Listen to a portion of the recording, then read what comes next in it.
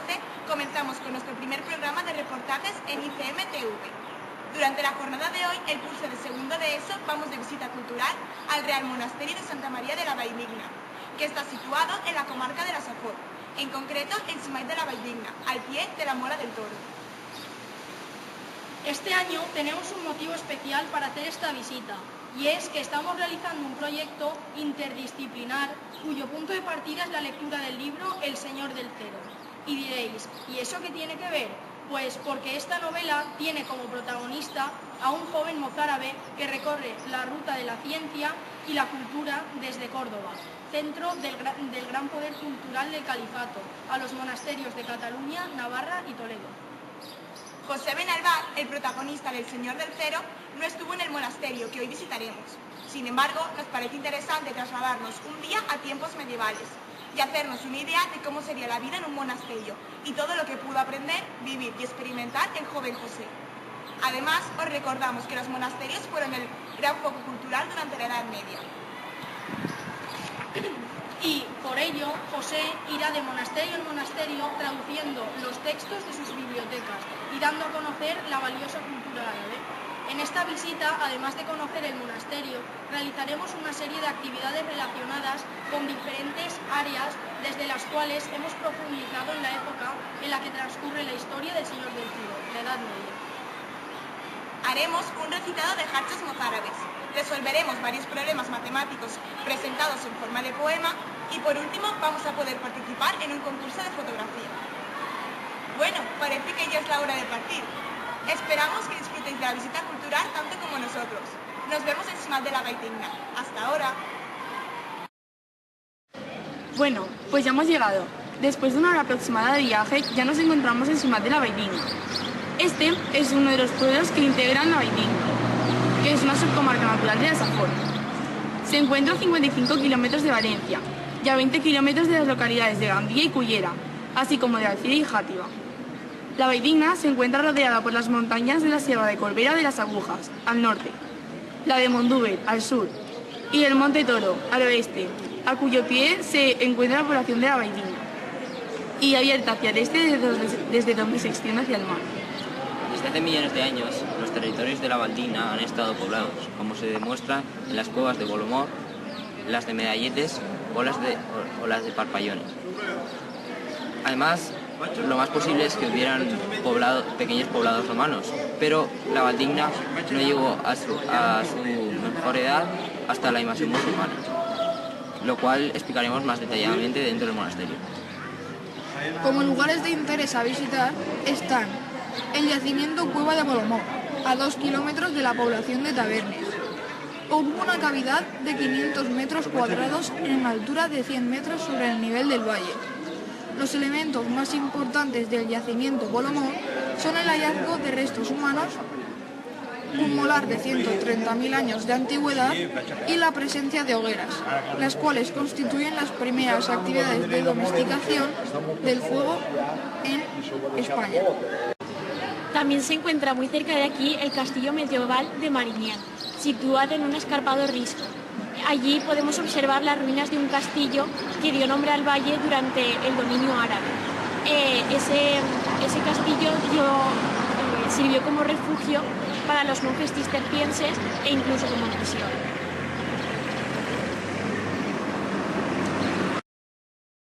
A 400 metros del monasterio podemos encontrar la Jara, mezquita árabe del siglo XIV.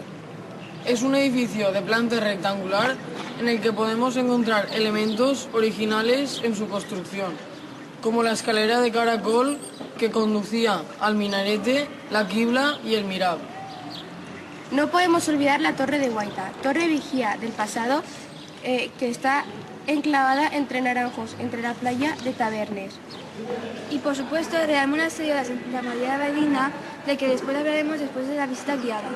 Pero si lo tuyo es disfrutar de la naturaleza, aquí te espera el precioso paraje de Sant Llorenç, con varias rutas de senderismo para pasar un día genial.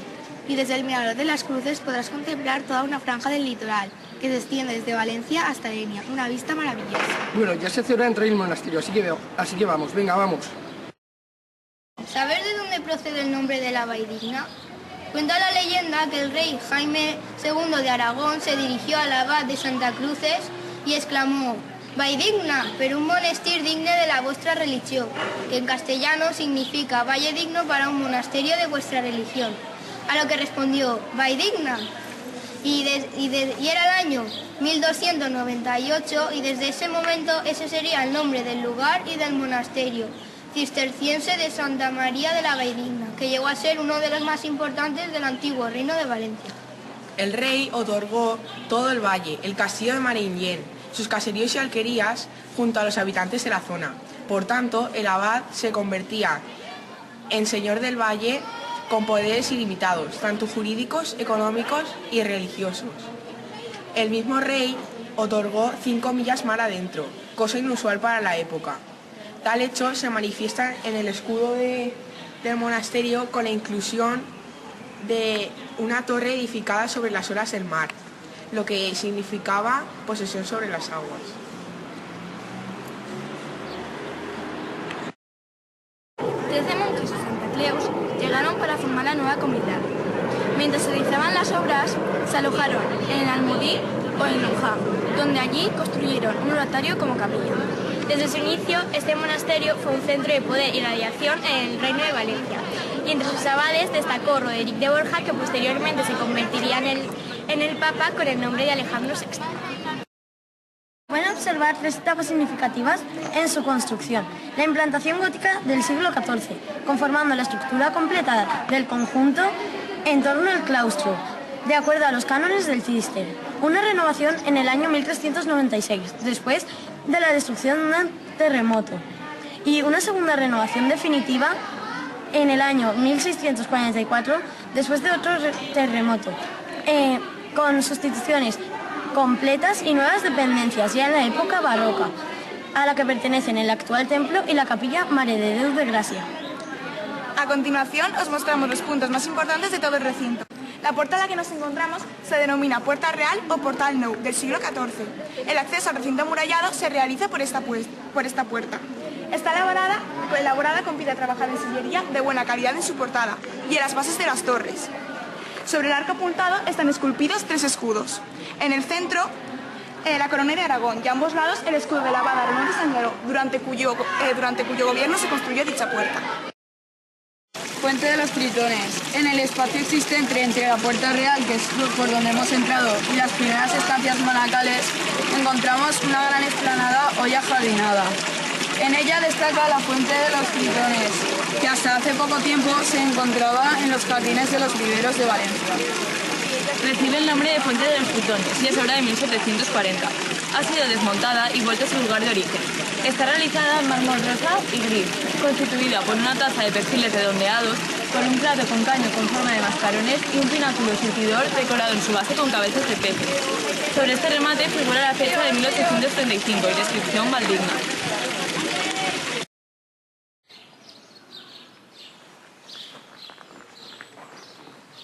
Claustro llamado de Silencio. Junto a la iglesia monacal se encontraba el claustro, del cual tan solo se conservan escasos restos.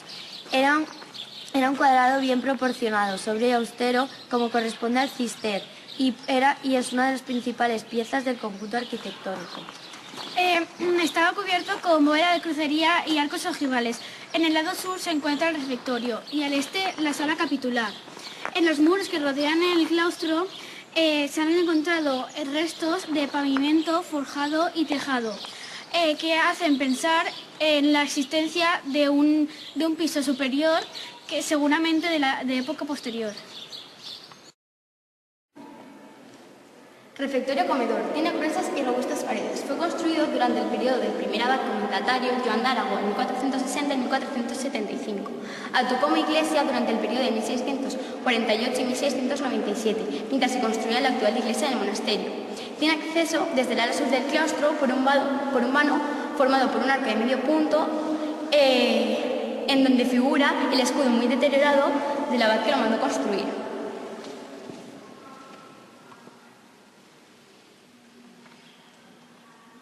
Actualmente está reconstruido y se utiliza como sala de exposiciones.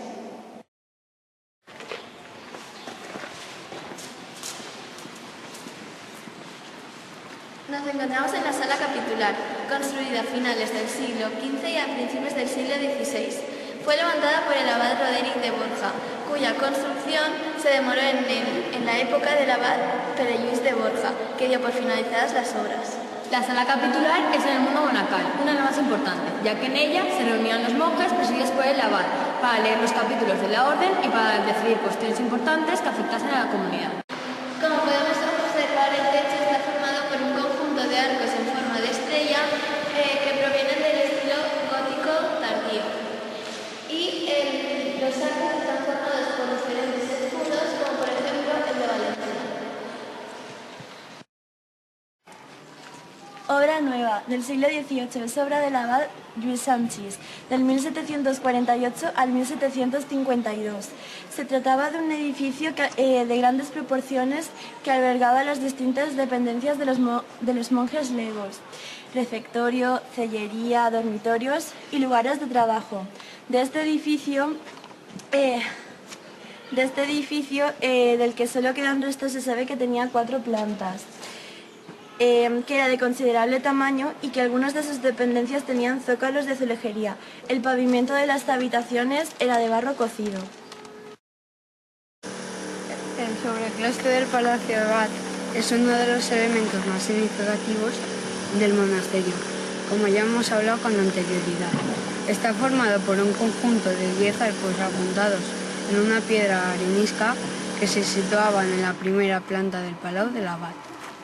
Y decimos que este claustro es muy significativo porque el mismo fue desmontado y trasladado pieza a pieza entre el 1920 y 1926 para la residencia que se estaba construyendo el conde de las Almenas, don José María del Palacio, en Torrelodones, Madrid, en la llamada finca El Canto del Pico. Esta finca con el tiempo sufrió diversas compras-ventas e incluso fue lugar de residencia de Francisco Franco. Con el paso del tiempo este claustro se fue deteriorando por el manifiesto abandono de la finca. La Generalitat Valenciana compró el sobreclaustro y ha sido repuesto a su lugar original.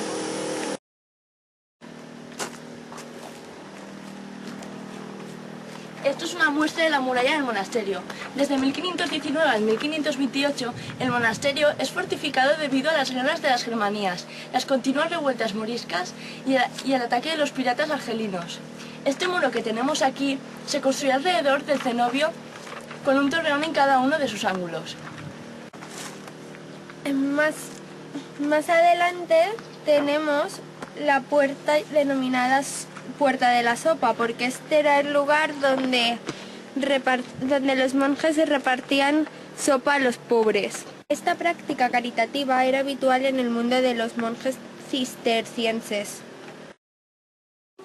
La iglesia monacal o iglesia de Santa María de Abadina fue construida en el siglo XIV y destruida el 16 de diciembre de 1396 por un terremoto.